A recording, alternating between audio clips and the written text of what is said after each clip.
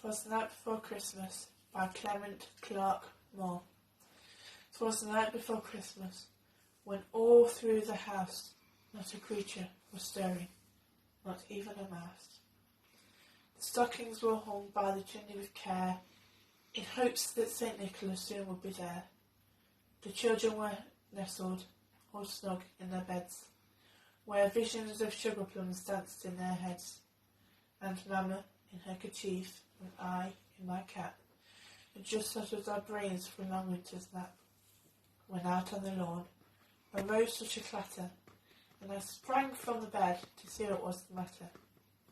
Away to the window I flew like a flash, tore open the shutters and thought the sash. The moon on the breast of the new fallen snow gave lustres of midday and objects below, when what to my wondering eye should appear but a miniature sleigh and 8 tiny reindeer, with a little old driver, so lively and quick, and I knew in a moment it must be St. Nick. More rapid than eagles the coursers they came, and he whistled and shouted and called them by name. Now Dasher, now Dancer, now Prancer and Vixen, on Comet, on Cupid, on Donner and Blitzen, to the top of the porch, to the top of the wall, now dash away, dash away, dash away all.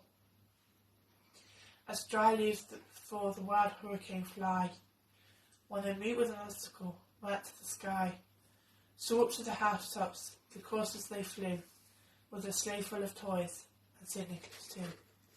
And then, in a twinkling, I heard on the roof the prancing and pawing of each little hoof. As I drew in my head and was turning around, down the chimney St. Nicholas came with a bound. He was dressed on his fur from his head to his foot, and his clothes were tarnished with ashes and soot. A bundle of toys he flung on his back, and he looked like a peddler just opening his pack.